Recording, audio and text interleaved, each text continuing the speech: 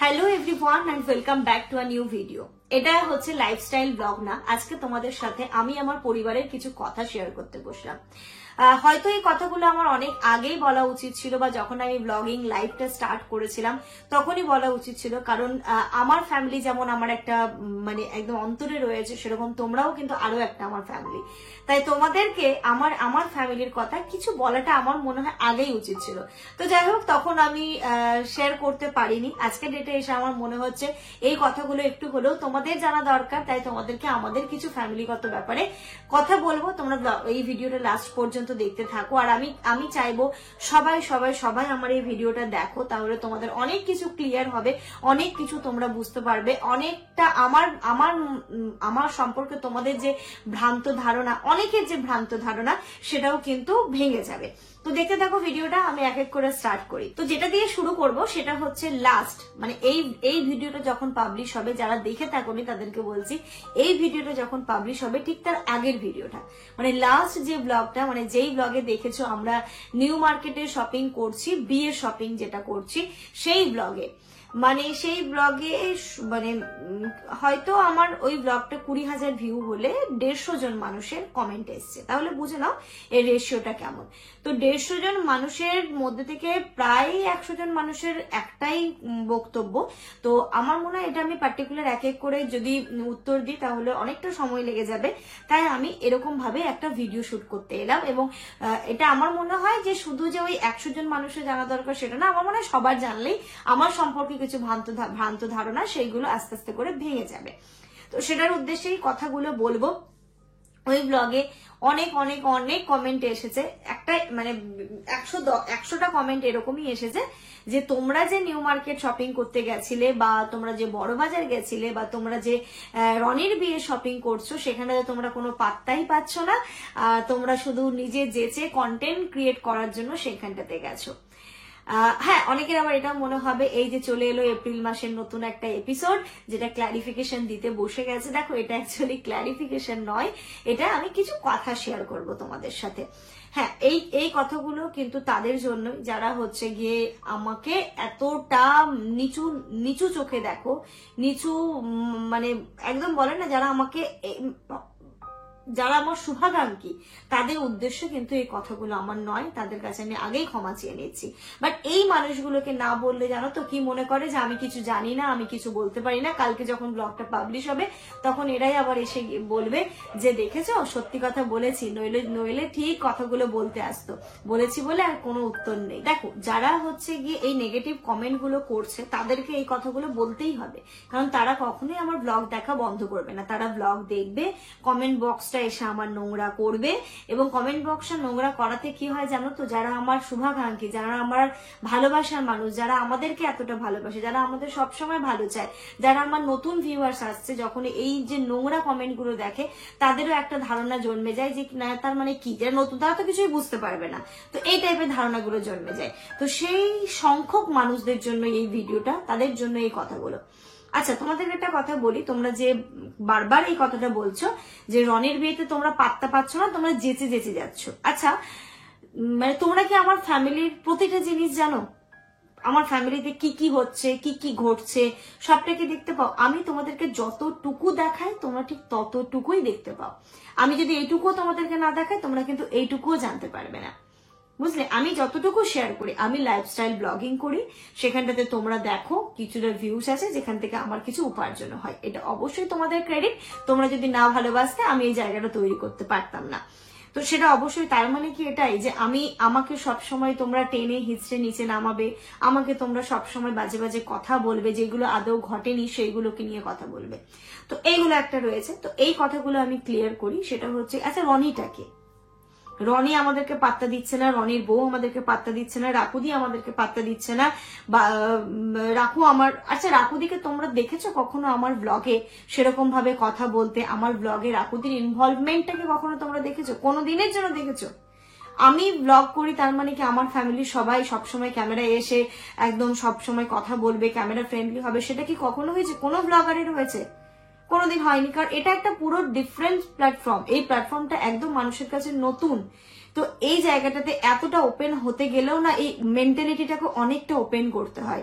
এই mentality open না থাকলে না এই প্ল্যাটফর্মে এসে কাজ করাও যায় না। এই প্ল্যাটফর্মে এসে কাজ করাটা অতটা সহজ জিনিস নয়। আচ্ছা, এবার বলি রনিটাকে। দেখো, যারা নতুন এসেছো, আমার ফ্যামিলিটাকে তোমাদেরকে আলাপ করা, যারা নতুন এসেছো অনেকে হয়তো বুঝতে পারছো না বা জানতে পারছো না। রনির বাবা মা, আমার মারা হচ্ছে 4 বোন, 1 ভাই। তো তার মধ্যে আমার মায়ের বড় দিদি হচ্ছে রনির মা, বড় দিদি হচ্ছে রনির মা। মেজো হচ্ছে রিককে দেখেছো আমাদের ব্লগে, রিক, রকি, মিলুদি, তাদের মা। সেজো হচ্ছে আমার মা। তারপরে হচ্ছে আমার মামা, যেটা হচ্ছে মন্টিকে দেখো, রাজকে দেখো, মামা। তারপরে আমার মা, তারপরে হচ্ছে তাব্বুর মা, মানে ছোট মাসি। এটা হচ্ছে আমার মামার বাড়ির ফ্যামিলি। এবং এই ফ্যামিলিটার প্রতিটা মানুষের যে বন্ডিং, মানে সেটা আমি কি বলবো, কখনোই আমরা মনে করি না যে এটা মাসির মেয়ে, এটা মাসি, মানে এরকম টাইপের, মামা তো বোন, ভাই বোন এরকম টাইপের। কিন্তু সবসময় সবকিছু ব্লগে প্রেজেন্ট করাও সম্ভব নয়, এবং সবাই যে ব্লগে এসে অতটা কমফোর্টেবল হবে সেটাও কিন্তু সম্ভব নয়। এবার আসি, তোমরা যেটা বলছো না রনি আমাকে পাত্তা দিচ্ছে না, রনি আমাদেরকে, আমরা যেচে গেছি বা আমাদেরকে মানে আমরা আমাদের কন্টেন্টটাকে বানানোর জন্য গেছি। দেখো, কন্টেন্ট যদি বানানোর হতো না, অনেক কিছু নিয়ে কন্টেন্ট বানাতে পারতাম। হ্যাঁ, আমরা কন্টেন্ট ক্রিয়েটার, এটা মানছি। তার মানে এটাই নয় যে আমাদের মানে সমস্ত জিনিসগুলোকে কন্টেন্ট তৈরি করা যায়। অনেক কিছু থাকে যেটা দিয়ে যদি আমি কন্টেন্ট তৈরি করি না, লাখ ভিউ পেতাম, বুঝলে? কিন্তু সেটাকে আমি কখনো কন্টেন্ট বানাতে চাইনি। এবার আসি, রনির বাবা মা জানো তোমরা নেই, ঠিক আছে? আমার বড় মাসি 2016, যেগুলো আমি কখনো চাইনি, এটা আমার বলতেও খুব খারাপ লাগছে, যে যেই কথাগুলো কখনোই আমি বলতে চাইনি, এই কিছু সংখ্যক মানুষের জন্য যদি আমি না বলি না, তাহলে যারা আমাদেরকে ভালোবাসে, যারা আমাদের শুভাকাঙ্ক্ষী, তাদেরও কিন্তু একটা সময় গিয়ে মনে হবে যে না, তার মানে কিছু একটা ব্যাপার আছে, কেন এই প্রশ্নগুলো উঠে আসছে। তাই আমি এই কথাগুলো বলছি। 2016 সালে আমার বড় মাসি বা রনির মা আমাদেরকে ছেড়ে চলে গেছে। সেটা তারপরে 2020 সালে রনির বাবা, মানে আমার বড় খালু, উনিও আমাদেরকে ছেড়ে চলে গেছে। তো 2016 সাল থেকে তোমরা বিশ্বাস করবে না, আমার বাবা মা, বিশেষ করে আমার বাবা, আমি এইটুকু গর্ব করে বলতে পারি, আমার বাবা মা না রনিকে আর রাকুদিকে, মানে আমাকে আর আমার ভাইকে যতটা না ভালোবাসে, আমার তো মনে হয় রনিকে আর রাকুদিকে তার থেকে বেশি ভালোবেসেছে এবং তার থেকে বেশি কেয়ার করেছে। তার কারণটা কি জানো তো? রনিদের বাড়ি আর আমাদের বাড়ি কিন্তু একদমই পাশাপাশি, এই পাড়া আর ওই পাড়া। যেখানে আমার মেজো মাসিরা দূরে থাকে, ছোট মাসিরা দূরে থাকে, তাই তাদের পক্ষে সবসময় আর এসে থাকাটা সম্ভব হতো না। 2016 সাল থেকে আমার তো মনে হয় না যে আমাদের বাড়িতে একটা দিনও গেছে যে যেখানে আমার মা হচ্ছে গিয়ে রান্না করে দেওয়া থেকে শুরু করে, মানে এগুলো বলতেও খুব মানে চিপ লাগে যে এগুলো কখনো আমি ব্লগে বলবো। মানে 2016 থেকে আমার মা, মানে আমাদের বাড়িতে কখনোই যে আমাদের বাড়িতে 4 জনের জন্য রান্না হয়েছে সেটা কোনোদিন হয়নি, ঠিক আছে?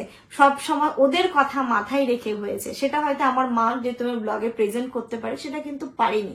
তার কারণ কি, সবাই কিন্তু আমি যতটা ওপেন হতে পেরেছি ব্লগে নাই হতে পারে।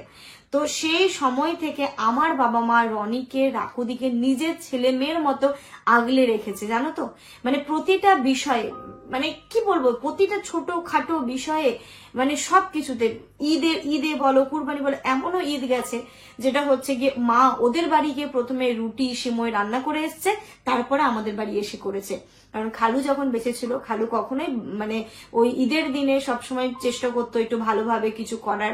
তো ওদের তো কেউ ছিল না, কি করবে? আর হ্যাঁ, আজকের ডেটে যারা রনিদের বাড়ি রান্নার লোক দেখতে পাচ্ছ, কাজের লোক দেখতে পাচ্ছ, কাজের লোক ছিল, মানে রান্নার লোক কিন্তু ওদের বাড়িতে ছিল না, সেটা এখন এসে আছে।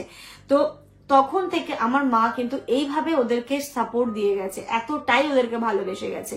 তারপর এমন সিচুয়েশন গেছে 2020 সালে যখন রনির বাবা অসুস্থ হয়ে যায়, মানে আমার বড় খালু অসুস্থ হয়ে যায়, সেই সময় তোমরা বললে বিশ্বাস করবে না, সেই সময় মানে এমন একটা সময় গেছে যেখানে রনি, রাকুদি কেউই কিন্তু বাবার পাশে থাকতে পারেনি।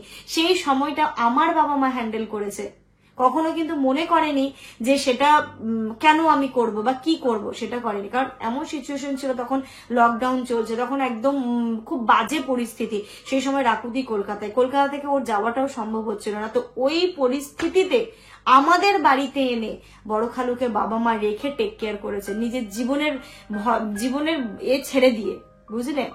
তাহলে আজকের ডেটে যে তোমরা এই কথাটা বলছো না যে রনি পাত্তা দিচ্ছে না, দিচ্ছে না, আসলে রনিকে তো আমরা আমাদের ফ্যামিলির বাইরে মনেই করি না। আমি আর আমার ভাই যেমন একটা ফ্যামিলির অংশ, রনি আর রাকুদিকেও কিন্তু আমার বাবা মা সেই দরজাটা দিয়েছে, ইভেন আমরাও দিয়েছি। তো রনি তো আমার নিজেরই আমার তো দূরের কেউ নয়। আচ্ছা, পাত্তা দেওয়া এটাই বলে যে সবসময় আমার গলা জড়িয়ে ধরে থাকবে, হ্যাঁ সুমি তুই বল, হ্যাঁ সাফি তুমি বল, হ্যাঁ এটাই ঠিক, তবেই পাত্তা দেওয়া? আচ্ছা বলো তো, হ্যাঁ 2020 সালে যখন আমি ব্লগ স্টার্ট করেছিলাম তখনকার সিচুয়েশন এক ছিল, 2025 সালের সিচুয়েশন কিন্তু এক। তোমরাই বলো তো, ছোটবেলা থেকে আমরা ভাই বোনেরা যেভাবে মানুষ হই, আস্তে আস্তে আস্তে আস্তে সবাই সবার লাইফে যখন সেটেল হয়ে যায় তখন কিন্তু এই ব্যাপারটা থাকে না, আস্তে আস্তে দূরত্ব চলেই আসে, কারণ তার ফ্যামিলি হয়ে যায়, সে তার কর্মজীবনে ব্যস্ত হয়ে পড়ে। বাট ওই যে যখন বছরে একটা বার কি দুটো বার দেখা হয় তখন কিন্তু সেই আর নিজেদের মতো যে মজা আনন্দ সেটা চলতেই থাকে। হ্যাঁ, এখন রনি নিজের লাইফে এতটাই বিজি হতে চলেছে যে আমার ব্লগে তার ইনভলভমেন্ট দেখতে পাবে না, এটাই স্বাভাবিক, কারণ তার বাবা মা নেই, তাকে অনেক কিছু একা হাতে অ্যারেঞ্জ করতে হচ্ছে। অবশ্যই আমরা তো সাথে রয়েছি, আমার বাবা মা মানে ওদের বাড়ির অনুষ্ঠানের দায়িত্বটা পুরোটাই আমার বাবা মার উপর, বড় মেজো মাসির উপর, ছোট মাসির উপর, মেজো খালুর উপর, ঠিক আছে। সবসময় ব্লগে আমি সবকিছু দেখানোটা সম্ভব নয়, অনেক কিছু চলতে থাকে ক্যামেরার পেছনে। রনির বিয়ের যে কথাবার্তা গুলো হলো, আমাদের যেন তো ট্রেন ছিল, আমরা চলে আসছিলাম, বাট তারপরে রনি আমাদেরকে এসে বললো তোরা চলে গেলে কে কি করবে। তো তখন আমাদের নিজেদের বিবেকে বাঁধলো যে হ্যাঁ সত্যি তাকে তাদের এই মুহূর্তটাতে ওদের পাশে দাঁড়ানোটা আমাদের কর্তব্য, কারণ তাকে আমরা সেই দরজাটাই দিয়েছি। আর এরপরেও তোমরা বলেছো হ্যাঁ জামানের তো কোনো কাজ নেই তাই এতদিন ধরে ওখানে গিয়ে পড়ে আছে। তো এই প্রসঙ্গে আমি তোমাদেরকে কিছু কথা বলবো, তার আগে এই কথাগুলো বলে নি। হ্যাঁ, ওখানে শপিং করতে গিয়ে শানির বিয়ের বাজার আমরা বড় ভাইয়ের থেকে করেছি, তোমরা ভালো করেই জানো। ওইখানেও বলেছো আমরা যেদিন মালদায় কেনাকাটা করতে গেছিলাম, সাফিয়া বেশি মাতব্বর, সাফিয়া বেশি এই, সাফিয়া বেশি ওই, একে তো পাত্তাই দেয় না। আচ্ছা, সেই মানুষটা আমাদের ফ্যামিলিতে নতুন এসেছে, ব্লগ জিনিসটা কি সে কি করে জানবে? সে কি ক্যামেরায় এসে সবসময় বলবে একদম আমাকে জড়িয়ে ধরে তবেই সেটাকে পাত্তা দেওয়া? সেই মানুষটা আমাদের ফ্যামিলিতে নতুন এসেছে, তাকে আগে আমাদের পরিবারটা সম্পর্কে জানতে দাও, তাকে চিনতে দাও, হ্যাঁ তারপরে তো সে অতটা কমফোর্টেবল হবে ব্লগে বা ক্যামেরার সামনে। আচ্ছা, তুমি যে নেগেটিভ কমেন্টটা করছো, সে সকালবেলা উঠে জাস্ট ক্যামেরাটা নিজের দিকে নেবে, নিয়ে 5টা মিনিট তুমি যদি কিছু মানে একদম কনফিডেন্টলি বলতে পারো এবং সেটা যদি তুমি সোশ্যাল মিডিয়ায় পোস্ট করতে পারো, তারপর আমি বলবো। কারণ এই জায়গাতে কাজ করা বা এই প্ল্যাটফর্মে কাজ করাটা অতটা সোজা নয় যতটা মনে হচ্ছে। এই যে লাইফস্টাইল ব্লগিং, এর পেছনে অনেকটা এফোর্ট থাকে, অনেকটা পরিশ্রম থাকে, তবেই কিন্তু এত সুন্দর একটা কন্টেন্ট তোমরা দেখতে পাও। যদি তাই হতো না যে শুধু রান্না করছি, শুধু হচ্ছে ঘর ঝাড় দিচ্ছি, ঘর মুছছি, এরকম এটাই যদি হতো, তাহলে বাংলার প্রতিটা ঘরে ঘরে কিন্তু ব্লগার থাকতো এবং সাকসেসফুল ব্লগার থাকতো, ঠিক আছে। এখান থেকে টাকা ইনকামটা যদি অতটাই সহজ হতো। এক একটা কন্টেন্ট তৈরি করতে যে কতটা এফোর্ট দিতে হয়, এক একটা ভিডিও এডিট করতে যে কতটা এফোর্ট দিতে হয়, সেটা তুমি যদি একদিন করে দেখো, সেটাকে এডিট করে, হ্যাঁ প্রপার ওয়েতে এডিট করে সেটাকে পাবলিশ করে দেখো যে কতটা এর পেছনে খাটনি রয়েছে।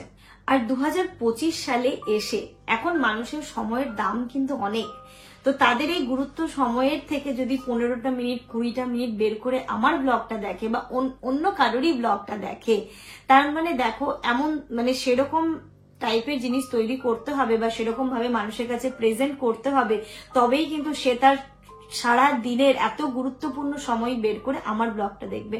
নিশ্চয়ই কিছু তো পেয়েছে, তাই হয়তো তোমরা আমাকে এতটা ভালোবাসা দিয়েছো। হ্যাঁ, তোমাদের ভালোবাসা না থাকলে আমি এই জায়গাটাতে আসতে পারতাম না। তবে কিছু মানুষের কিছু কথা না এইখানটাতে এসে লাগে যে আমরা কি এতটাই খারাপ বা আমাদের কি বিহেভিয়ার এতটাই খারাপ, আমরা কি মানে তোমাদের এতটাই ক্ষতি করে দিয়েছি যে এই টাইপের কথাগুলো বলো। আলটিমেট আমরাও তো মানুষ, আমাদেরও তো কষ্ট হয়, আমাদেরও তো খারাপ লাগে যখন একটা কথা বলছো, অযাচিত কথা, সেগুলোর কোনো প্রুফ নেই, সেগুলোর কোনো মানে হয় না, সেখানটাতে এসে বলছো। হ্যাঁ, সবসময় আমার ব্লগে যে অপর পক্ষের মানুষটা কমফোর্টেবল হবে তার কোনো মানে নেই, এবং আমি আমার ব্লগে যে সবসময় প্রতিটা মানুষকে নিয়ে আসবো সেটা তো আমারও কমফোর্টেবলের প্রয়োজন আছে, তাই না?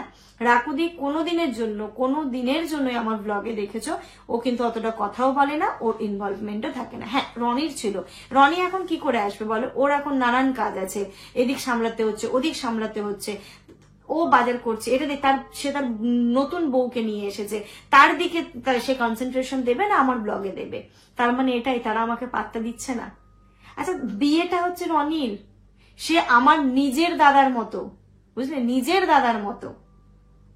তো সে আমাকে পাত্তা দিল কি দিল না সেটা ডাজ নট ম্যাটার। আমার তো মনে হয় তার এই সময়ে এতগুলো বছর যখন ওদের পাশে আমরা একদম লাঠির মতো দাঁড়িয়েছিলাম, আমার তো মনে হয় এই সুন্দর দিনটাতে সে পাত্তা দিক আর না দিক আমাদেরকে পাশে দাঁড়াতে হবে। আর পাত্তা দিচ্ছে না বা তোমরা কি করে জানলে?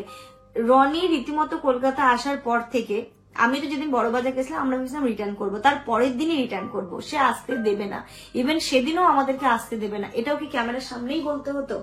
না না না না, রনিকে নিয়ে রনি বলতো, হ্যাঁ সেটাও যখন তোমাদেরকে দেখাতাম সেটাও বলতো এটাও ক্যামেরায় দেখাতে হবে।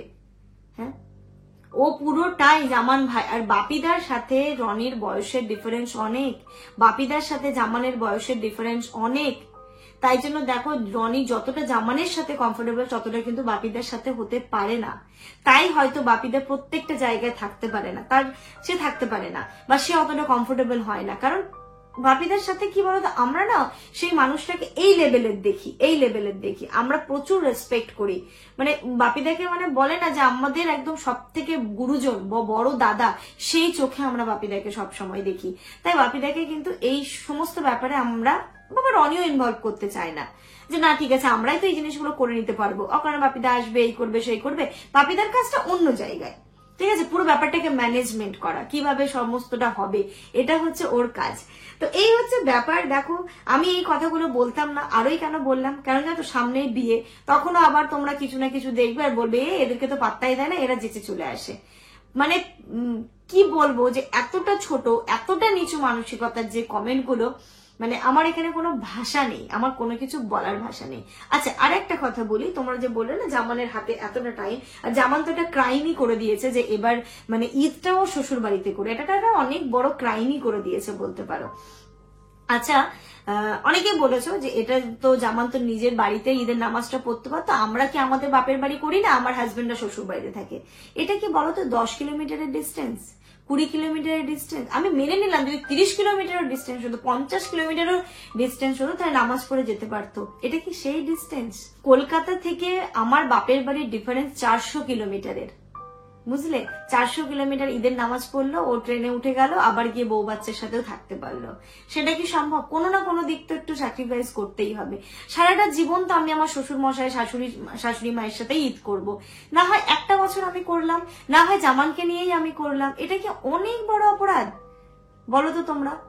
মানে আমি কোন দিকে যাব? মানে আমার সব থেকে অপরাধ যে আমি এইগুলো ব্লগে শেয়ার করি, আমি ব্লগ করছি, এটাই কি অপরাধ? হ্যাঁ যেমন আচ্ছা এটা অ্যাজ আ প্রফেশন আমি বেছে নিয়েছি, তার মানে এই মানে তোমরা তো এটা বলো জামান কিছু করে না, জামান কিছু, হ্যাঁ কিছু করে না, তো কি এমন হয়েছে? হ্যাঁ করে না, তাই না? কি এমন হয়েছে? আর এই ব্যাপারটা আমি অনেকবার বলেছি, অনেকে হয়তো বুঝে, অনেকেই বোঝো, যারা বোঝো না নাকি বোঝার চেষ্টা করো না আমি সেটা বুঝি না। শুধুমাত্র 11টা থেকে 5টা বাইরে বেরিয়ে যারা চাকরি করে তারাই শুধু জব করে, মানে যারা ফ্রিল্যান্সিং করে তারা কিছুই করে না, তাদের তো কোনো দামই নেই, তারা কোনো উপার্জনই করে না। জাস্ট আমি সকালবেলা রেডি ফেডি হয়ে 11টার দিকে বেরোচ্ছি, 10টার দিকে বেরোচ্ছি, আমি অফিস যাচ্ছি, আমি বিকেল 4টার সময় 9 to 5 যে জব করছি সেটাই হচ্ছে জব। তাদের হাজবেন্ডরাই সবকিছু করে, বাকি আমার হাজবেন্ড ওয়ার্ক ফ্রম হোম করে, আমার হাজবেন্ড হচ্ছে ফ্রিল্যান্সিং করে, তার মানে কিছুই করে না। আচ্ছা তাদের কাছে যদি এটাই মনে হয় কিছু করে না, দ্যাটস ইট, কিছু করে না, কি হয়েছে? আর নাই বা আমরা হাজবেন্ড ওয়াইফ তোমাদের জন্য সুন্দর একটা কন্টেন্ট ক্রিয়েট করলাম, তোমরা আমাদেরকে এইভাবেই চেনো, কি বলবো বলো? এর থেকে বেশি আমি আর কিছু বলতে পারি না। কারণ আমি এখানে আমার আইডেন্টি কার্ড দেখিয়ে, জামানের যে হচ্ছে আইডি রয়েছে সেটা দেখিয়ে কখনোই আমি দেখাতে পারবো না, দেখে তোমাদেরকে প্রুফ দিতে পারবো, বা জামানের স্যালারি অ্যাকাউন্ট দেখে তোমাদেরকে প্রুফ দেবো, সেটা আমি কখনো পারবো না, বা সেটা আমার দেওয়াটাও কাম্য নয়, বা সেটা দেওয়াটাও আমার কিন্তু উচিত নয়। আর ফ্রিল্যান্সিং মানেটা কি বলো?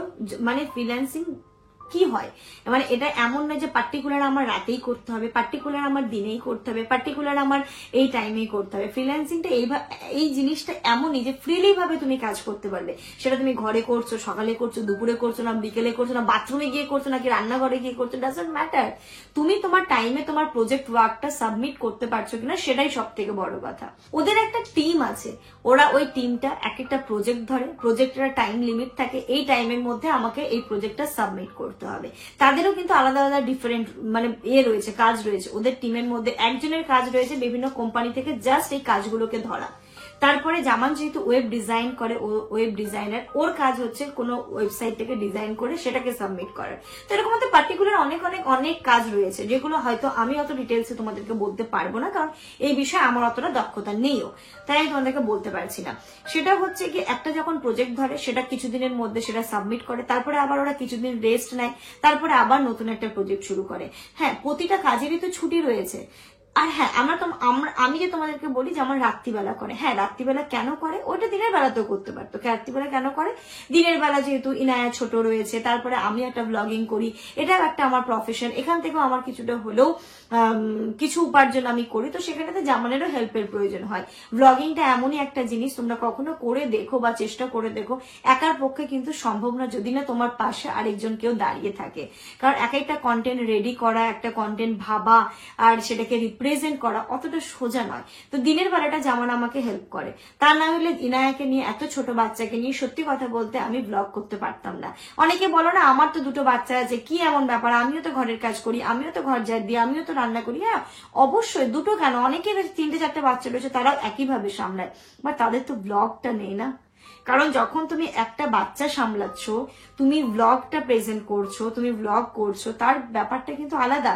রান্না করতে একটা সাধারণ মানুষের যদি 1 ঘন্টা টাইম লাগে, সেক্ষেত্রে অ্যাজ আ ব্লগার বা যারা এটাকে তুলে ধরে তাদের 3 ঘন্টা সময় লাগে একটাই করতে, কারণ বিভিন্ন দিক থেকে ফুটেজ নিতে হয়, মানে সুন্দর করে পরিপাটি করে গুছিয়ে করতে হয়। তো যদি একটা সময় নর্মাল করতে 1 ঘন্টা টাইম লাগে, সেটা তুমি মনে করো তার 3 গুণ বেশি টাইম লাগে ব্লগ যখন করা হয়। তাই জন্যই হয়তো ব্লগার, আমি বারবার বলি বাচ্চাকে নিয়ে ব্লগ প্লাস এভাবে সংসার করাটা অতটা ইজি নয়। হ্যাঁ অনেকেই করছে, আমি বলছি না করছে না, বাট এই যে সুন্দর একটা কন্টেন্ট তোমাদের সামনে প্রেজেন্ট করতে পারি, এটা জামান না থাকলে আমি সত্যি পারতাম না। এটুকু বলতে পারি, জামান আমাকে অনেক হেল্প করে বলেই হয়তো আজকে আমি যতটুকু তোমাদের কাছ থেকে ভালোবাসা অর্জন করতে পেরেছি, তার জন্যই। তো এই যে রনির বিয়ে আসছে, আবার নানান ধরনের নানা মতবাদ আসবে। জানো তো রনি এখানে বাজার করছে, আমি এটুকু তোমাদেরকে বলি, এখানে ও বাজার করছে, কিন্তু ওইখানটাতে আমার বাবা, আমার মা, আমার মেজমাসি, আমার ছোট মাসি, আরো ফ্যামিলি যারা, তারা কিন্তু ব্যস্ত হয়ে গেছে অনুষ্ঠানটা কিভাবে হবে, গায়ে হলুদের দিন কি হবে, সেদিন রান্না বান্না কে করবে, সেগুলো কিন্তু মাথা ব্যথাটা আমাদের সবার।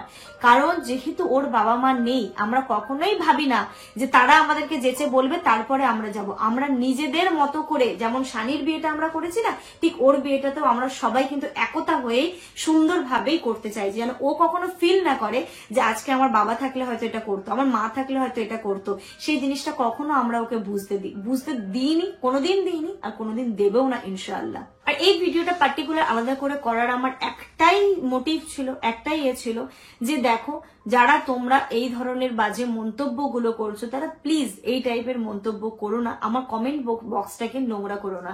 যারা আমাদেরকে ভালোবাসে, যারা আমাদের ব্লগটা ভালোবেসে দেখে, তাদেরকে প্লিজ দেখতে দাও, তাদেরকে বিরক্ত করো না, তাদেরকে সুন্দরভাবে সুন্দর এই যে একটা, তারা যে আমাদেরকে ভালোবাসে, এই ভালোবাসাটা আমি তাদের কাছ থেকেই পেতে চাই। হ্যাঁ তোমরা রনির বিয়ে যেহেতু আসছে, অনেকে অনেক ধরনের কথা বলবে, অনেকে বলছো, তাই জন্য আমি এই কথাগুলো বলতাম, নইলে সত্যি কথা বলতে এই কথাগুলো বলতেও না আমার খুব খারাপ লাগছিল যে হ্যাঁ তাদের জন্য করছি বা করছি বলে যে আমি কথাগুলো বলছি, এটা বলতেও আমার খুব খারাপ লাগছে। আর যদি তোমাদের অনেক কিছু প্রশ্ন থাকে, আমি একটা কিউএনএ ভিডিও করব, সেখানটাতে করো, আমি প্রত্যেকের প্রশ্নের উত্তর দেব। হ্যাঁ রনির বিয়েটাকে আমরা আমাদের মতো করে সাজাচ্ছি, আমরা আমাদের মতো করে করছি, তোমরা একটু দেখো, ঠিক আছে? লুবনা হচ্ছে একটা নতুন মানুষ, সে ক্যামেরায় কি করে আসবে বলো, কেমন ভাবে আসবে, মানে তাকে কেমন ভাবে রিপ্রেজেন্ট করলে তোমরা মনে করবে যে তারা আমাকে বিশাল পাত্তা দিচ্ছে। আরে রনির মাথায় তো টেনশন, তার বিয়ে, রাকুদের মাথাতেও টেনশন, কিভাবে কি হবে। আর আমার ব্লগে যতটুকুই বা লুবনা এসেছে, যেভাবে কথা বলেছে, আমি সত্যি কথা ভাবিনি যে ও নতুন মানুষ হয়েও যে এতটুকু আমার ব্লগে এসে কথা বলবে বা এতটা কমফোর্টেবল হবে। ও আস্তে আস্তে হবে, আগে দেখুক, দেখতে তোমরা ক্যামেরার সামনে যেমন দেখছো না, দেখে মনে হচ্ছে খুব ইজি, বাট ব্যাক ক্যামেরা কথাগুলো বলতে বা কোনো একটা মানুষের কথা বলতে অনেক হেজিটেশন হয়, অনেক হেজিটেশন হয়, সেটাকে কাটিয়ে উঠতে তো তার সময় লাগবে। মানে কিভাবে করলে আমাকে ঠিক পাত্তা দেওয়া হয়, আমি বুঝতে পারছি না, আমি সত্যি বুঝতে পারছি না। আর এই যে ক্যামেরার সামনে কথা বলাটা শুধু যে এই রাকুদি বা লুবনা বা এদের তো নয়, আমার ফ্যামিলিতে আরো অনেকেই রয়েছে, জামানের ফ্যামিলিতেও অনেক রয়েছে যারা ক্যামেরায় কমফোর্টেবল হয় না। আমি ব্লগ করছি, আমি সোশ্যাল মিডিয়ায় কাজ করছি, তার মানে কি এটাই যে আমার ফ্যামিলির সবাই একই রকম ভাবেই থাকবে? আমাকে তোমরা দেখছো, তোমরা আমি কি করছি না করছি সেটা দেখো। কেন এই পারিপার্শ্বিকে যাও আমি এটা বুঝে পাই না। দেখো তাদের যদি মত হতো তারাও নিশ্চয়ই ব্লগ চ্যানেল খুলতো, তারা নিশ্চয়ই এটা পছন্দ করে না বা তারা এটা কমফোর্টেবল না, সব থেকে কমফোর্টেবল না। আমি হয়েছি তার মানে এই নয় যে প্রত্যেকেই হবে, প্রত্যেকেই আসবে। হ্যাঁ, তারা যখন হবে বা যতটুকু তারা পারছে ততটুকু তো তোমরা তাদের উপস্থিতি সেটা জিনিসটা তো তোমরা দেখতে পাচ্ছ, তাই না? যাই হোক, এই সমস্ত কথা নিয়ে আমি যদি তোমাদের কোনো জিজ্ঞাসা থাকে অবশ্যই করো, আমি পরে কোনো কিউএনএ ভিডিওতে রিপ্লাই করব। তবে আশা করছি তোমরা বুঝতে পেরেছো আমি কি বলতে চেয়েছি। তোমরা এটাও বলেছো তোমরা তো বিরক্ত হয়ে বাড়ি ফিরলে। বিরক্ত হয়ে কেন? আমি তো যখন ওখান থেকে বেরোচ্ছি তখনও বলেছি আমরা ব্যাগ গুছিয়ে নিয়ে যে আজকে আমরা যাবোই, কারণ আমাদের তার পরের দিনই চলে আসার কথা ছিল। আমরা কিন্তু সেরকমই প্ল্যানটা, মানে রনি কলকাতায় ঢুকেছে তারপর থেকে জামানকে আর আমাকে ফোন করে না তোরা না আসলে হবে না, তোরা না আসলে হবে না, কারণ রাকুদির শরীর অতটা ভালো না। রাকুদি যে এতটা টানতে পারবে সেটা আমরা ভাবিনি, আমরা কল্পনাই করিনি, বুঝলে? তো তারপরেও আমরা রাকুদিকে আমরা ফোর্স করেছি, লিটারালি ফোর্স করেছি, না পারবি, তোকেও যেতে হবে, তুই না গেলে আমরা সাহস পাবো না, তোকেও যেতে হবে। তাই ওকে আমরা জোর করে টেনে নিয়ে গেছি, নইলে হয়তো আমি যেমন লোবনা রনি শপিংটা করতাম, কারণ রনি আমাদেরকে ছাড়া যাবেই না। আর এখানে যদি রাকুদি না যেত তাহলে মোটামুটি আমাকে যে কি বলতে, কত নিচে যে নামাতে, মানে কি বলবো, যেটা হচ্ছে মালদায় রেজিস্ট্রির সময় রাকুদি ছিল না আর আমি রনি আর লুবনার সাথে গেছিলাম, আমি আর জামান। তো সেরকম যদি কেস হতো, মানে কি যে বলতে। আসলে তোমরা না ভুলে যাও যে পরিবারের সিচুয়েশন কি, কার কন্ডিশনটা কেমন, সবকিছুকে খুলে খুলে বলা তো সম্ভব না, এবং খুলে বলাটা সবাই তো পছন্দ নাও করতে পারে।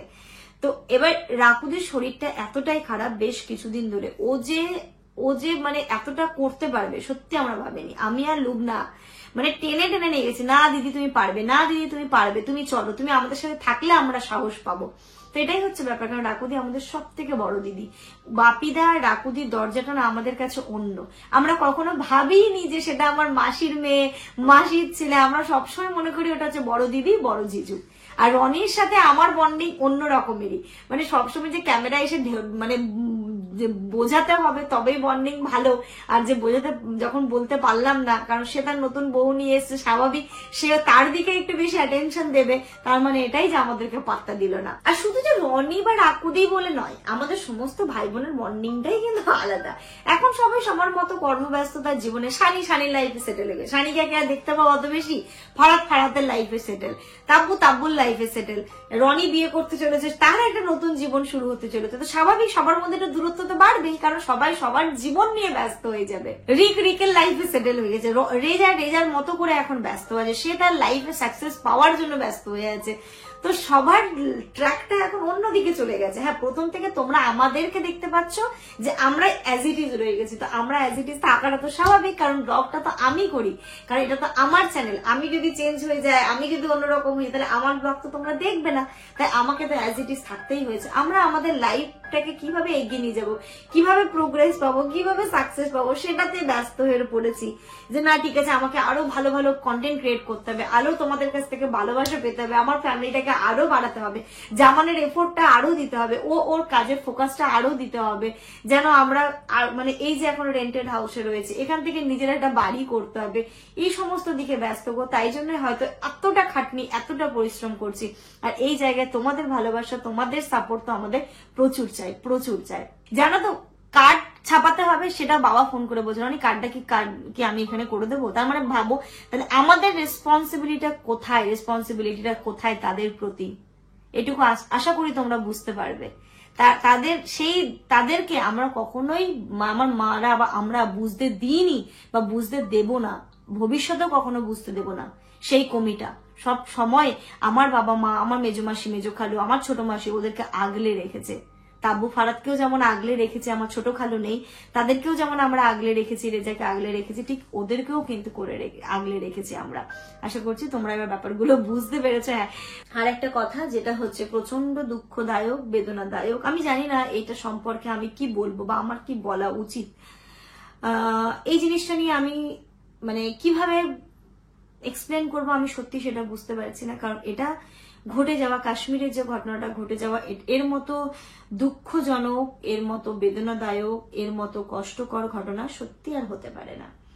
যারা এই নৃশংস কাণ্ডটা ঘটিয়েছে তারা যে কি জিনিস আমি সেটুকুটাও বলতে পারছি না। এবং এখানটাতে আমি আমার কি বলা উচিত, মানে দেখো আমি যদি কিছু বলি সেক্ষেত্রে কিন্তু মানে একটা হয় না, মানে এমন এখন সিচুয়েশন তৈরি হয়ে গেছে সোশ্যাল মিডিয়ায় বলো বাইরেই বলো, একটা সাম্প্রদায়িক বিদ্বেষ, যেটা কিন্তু কখনোই মানে আমরা চাই না। আমরা ভারতীয়, সবার আগে আমরা ভারতীয়, সবার আগে আমরা মানুষ, কারণ আমরা আমার দেশকে ভালোবাসি, দেশকে রেসপেক্ট করি। সেটাই কিন্তু ছোট থেকে আমার বাবা আমাকে অ্যাটলিস্ট শিখিয়ে এসেছে আমাদেরকে। তো এই জায়গায় দাঁড়িয়ে আমি জানি না কে বা কারা এগুলো করেছে, আমি শুধু এটুকুই বলতে চাই তাদের কঠিন থেকে কঠিনতম শাস্তি হওয়া দরকার। কারণ যেই মানুষগুলো আমাদেরকে ছেড়ে চলে গেছে তারা কোনোদিন ফিরবে না। তাদের দোষটাই বা কোথায় ছিল, কি দোষ করেছিল যে এইভাবে নির্মম ভাবে তাদেরকে চলে যেতে হলো? এটা সত্যি খুব কষ্টদায়ক একটা ঘটনা, মানে খুবই কষ্টদায়ক। এটা সম্পর্কে আর আমি মানে আমি আমি কি বলবো, আমার কি বলা উচিত, সত্যি আমি কিছু বুঝতে পারছি না। দেখো আমরা আমরা যেভাবে মানে আমরা যেই এটাকে দেখেছি, কারণ অনেকে জানো আমার বাবা আর্মিতে ছিল, তো আমরাও ছোটবেলায় না অনেক কেস ফেস করেছি। আমি বুঝতে পারছি যে যেই মানুষগুলোর ওপর দিয়ে গেছে তার ফ্যামিলিটার কি অবস্থা, তারা আজকে কি পরিস্থিতিতে আছে, সেটা মানে কিছুটা হলেও হয়তো বুঝতে পারি আমরা যখন ছোট ছিলাম। আর কাশ্মীরের যে সিচুয়েশন, এটা তো আজকের নয়, অনেক আগে থেকে এটাকে নিয়ে প্রবলেম চলছে বা প্রবলেম হচ্ছে। আমার বাবা আমরা তখন খুবই ছোট, বাবা এরকম একটা যুদ্ধের পরিস্থিতি ছিল, তো সেই সময় বাবাকে যেতে হয়েছিল এবং অনেক দিন পর্যন্ত আমরা বাবার সাথে কন্ট্যাক্ট করতে পারিনি বা বিচ্ছিন্ন ছিল। সেটা আমরা ছোট ছিলাম, আমি অতটা ভালো করে জানি না, বাট আমার মা আমাদেরকে পরে গল্প করেছে।